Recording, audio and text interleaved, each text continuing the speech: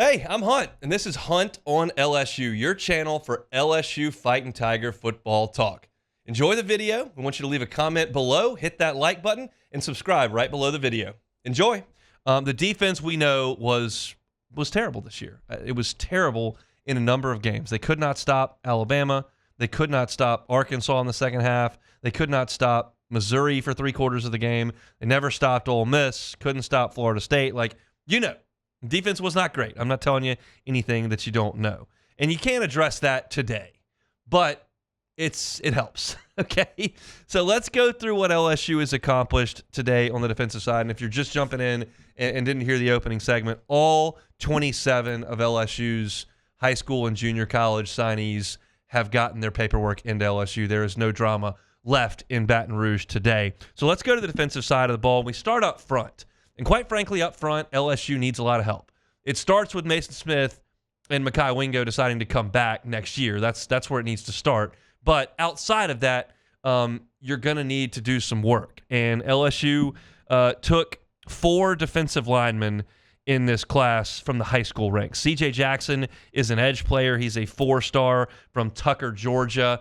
Looks to be a strong pass rusher, a very good athlete, and a guy that all the services consensus like a lot on the edge. But he's the only guy in this class that kind of fits as the edge, outside linebacker, 4-3 end, pass rusher type guy.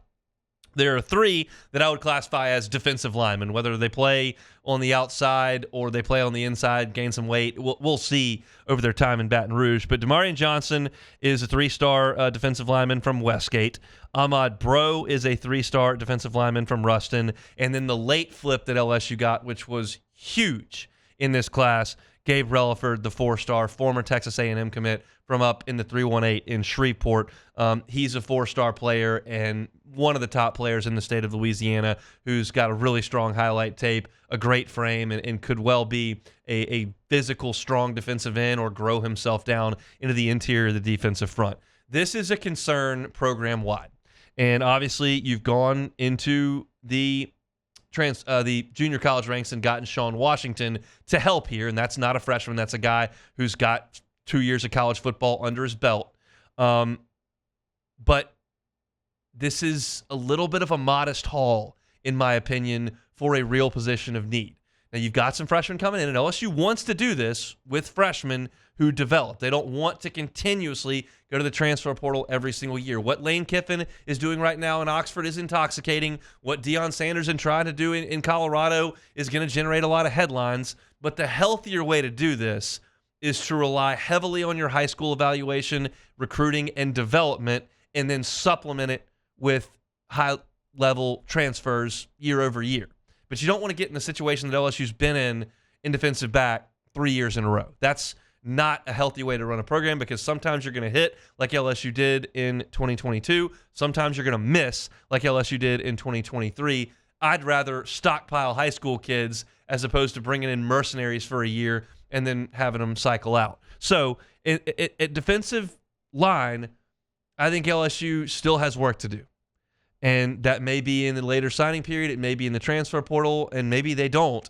But it's a spot of concern on the roster for me. I'm not disparaging any of the 4 commitments and signees now that LSU has on the defensive front, but I'm just saying they need more help on the defensive front, especially if Mekhi Wingo decides he's going to leave. At linebacker, LSU signed 4 players in this class. Tylen Singleton is a 4-star from Manny up there in the 318. Kalaj Cobbins, another 4-star from Destrehan, who had a very nice career over there in the 504. Xavier Atkins is a 4-star from Jonesboro, Louisiana, so 3 Louisiana linebackers there. And then you've got Devon Keys, who's a 4-star from Texas that I think a lot of people are really starting to like. He put on a show in the Texas high school playoffs, which, as we know, is big-time football. Devon Keys rolled up an immense amount of tackles in that time, and this is a healthy haul for LSU at linebacker. Obviously, you've got another year of Harold Perkins. You've got, you hope, a couple of years of Whit Weeks. I think Greg Penn will be back on next year's team, but you need to continue to stock those shelves on linebacker, and LSU's brought in 4. And, let's just be honest about this. Those 4 guys are probably not all going to finish their time at LSU, but if you take 4 guys and 2 of them are surefire starter hits. 50% hit rate there. That's pretty good. And you got to go back and do it again the next year. And maybe you got to bring in a transfer here and there. But you're asking, I think, kind of for like a 50% hit rate. And that goes on like a lot of your positions. Because if you had a 50% hit rate with your high school signees 7 years ago, trouble. Now, that's kind of what you're asking. And I think LSU's in a good spot there at linebacker. Corner. This has been a spot of bother since the change at head coaching positions, because you lost Ricks and you lost McLaughlin, and they were supposed to be the next two guys, and now you've had some young players transfer out that were corners for you, and you've been relying on the transfer portal far too heavily at defensive back. We know this. And this year, you brought in a bunch of corners, and Denver Harris didn't really play. And J.K. Johnson got hurt, and you couldn't use him. And the whole thing went awry at corner. So they brought in 4 more in this class, and I think that's a good start. Juwan Johnson, setting Louisiana high school records as a quarterback, as an elite athlete, committed to Colorado, went up there for a junior day and was like, I think I'll come back to LSU. Ends up in this class from the Acadiana area. P.J. Woodland, the Mississippi High School Player of the Year. He's only a 3-star recruit by the industry, but an elite athlete that just rolled up a ridiculous amount of statistics on both sides of the ball in Mississippi. There's a lot of optimism around P.J. Woodland. Bernard Causey, 4-star from the city of New Orleans.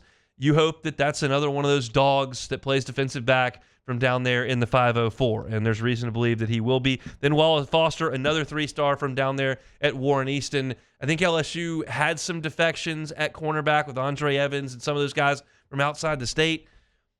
I like 4 and 5 stars, I'll tell you that. But there's a pretty good track record of 3 and 4-star defensive backs from South Louisiana showing up in Baton Rouge and playing really good football. And hopefully that's the case with this group. Juwan Johnson, P.J. Woodland, Bernard Causey, and Wallace Foster, your 4 corners in this class. And you brought in 2 safeties, both from the Baton Rouge area, both that are big, physical, and look to be really high-level prospects.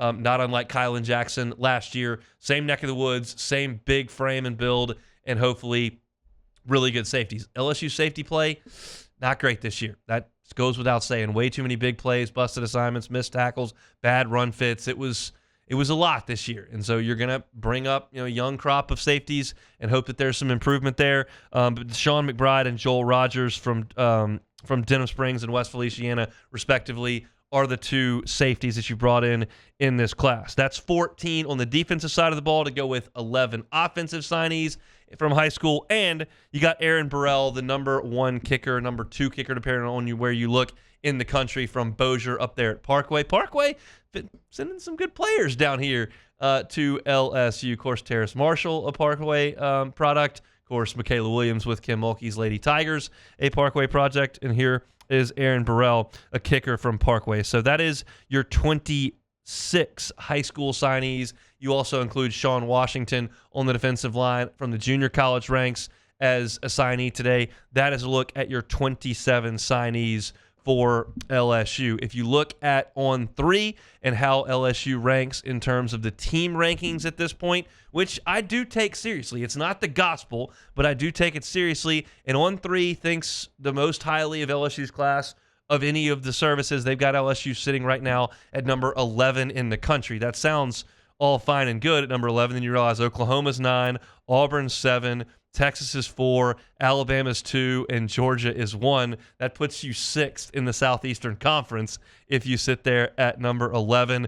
That slots you just in front of Tennessee at 12, Florida at 14. We'll talk about them a little bit later. A&M at 15. So if you look at the SEC in terms of the top 15, that is 1, 2, 3, 4, 5, 6, 7, 8, 9 of the top 15 in the Southeastern Conference. That's comes as fairly little surprise because Texas and Oklahoma are not in the Big 12 anymore, and the Pac-12 doesn't exist. So you're looking at the deck being stacked towards the Southeastern Conference. LSU's hay is in the barn today. They'll await word potentially on Dominic McKinley today, but it doesn't sound like that's going to happen. And I think most eyes focus into the February signing period on Terry Bussey, a 5-star safety from South Texas, who is looking at LSU, as well as Dominic McKinley, who's yet to make up his mind after the coaching change over at Texas A&M. Those are the two that we've heard the most about from LSU.